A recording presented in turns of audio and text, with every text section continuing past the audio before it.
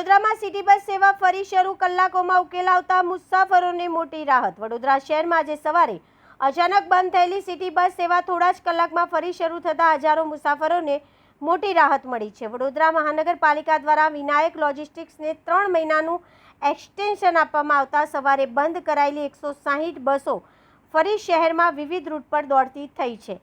સવારે બસ સેવા બંધ થતાં વિદ્યાર્થીઓ, નોકરિયાતો, મહિલાઓ અને વરિષ્ઠ નાગરિકો ભારે હાલાકીનો સામનો કરવો પડ્યો હતો। જાહેર પરિવહન બંધ રહેતા અનેક મુસાફરોએ ખાનગી વાહન અને અન્ય વિકલ્પોનો સહારો લેવો પડ્યો। પરિસ્થિતિની ગંભીરતાને ધ્યાનમાં રાખીને તંત્ર અને બસ સંચાલકો વચ્ચે તાત્કાલિક બેઠક યોજાઈ હતી। બેઠકમાં બસ સેવા યથાવત રાખવા માટે 3 મહિનાનું એક્સટેન્શન આપવાનો નિર્ણય લેવામાં આવ્યો હતો। ત્યારબાદ સવારે અંદાજિત 11 વાગ્યાથી તમામ રૂટ પર સિટી બસ સેવા પૂર્વવત શરૂ કરી દેવામાં આવી હતી।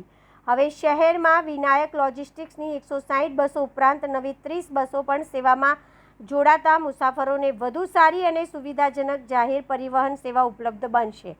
વહીવટી તંત્રની ઝડપી કામગીરીના કારણે કલાકોમાં જ સમસ્યાનો ઉકેલ આવતા શહેરના નોકરિયાત વર્ગ, વિદ્યાર્થીઓ અને સામાન્ય નાગરિકોએ રાહતનો શ્વાસ લીધો છે। જોકે શહેરવાસીઓએ લાંબા ગાળે સિટી બસ સેવા અંગે સ્થાયી અને સુવ્યવસ્થિત આયોજન કરવામાં આવે તેવી પણ અપેક્ષા કરી છે।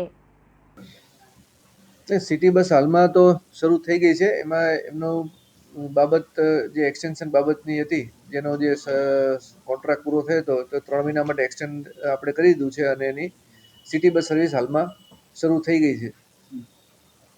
સાહેબ, કારણ કે જો કાલ કોન્ટ્રાક્ટ પૂરો થતો હતો તો વહેલું થવું જોઈતું હતું, કેમ આ રહી ગઈ વાત કે આટલા લોકો મુસાફરો સવારે હેરાન થયા?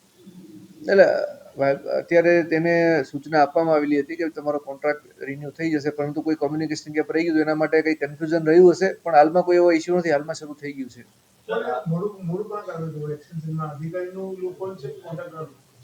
ના, હવે લૂપહોલ જેવું નથી, ખાલી કમ્યુનિકેશન ગેપ જેવું છે, બાકી કોઈ એવા ઇસ્યુ નથી કે જેના કારણે નહીં કરવા બાબતનું હતું। અને લોકોની સગવડતા માટે તો હરહંમેશ પાલિકા તૈયાર જ હોય છે, લોકોને ક્યાંય અગવડ ન પડે એના માટેના પ્રયત્નો હંમેશા પાલિકાના હોય છે।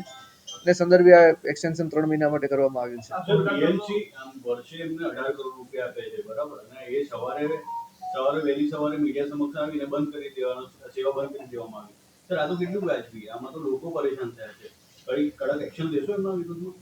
એટલે હજી અમે જોઈ લઈએ કે એમાં ક્યાં કમ્યુનિકેશન ગેપ રહી ગયું છે, એ જોઈને તપાસ કરી અને એમાં નિર્ણય કરવામાં આવશે। કોન્ટ્રાક્ટર પાસે સત્તા છે કે આવું ડાયરેક્ટ બંધ કરી શકે બસ?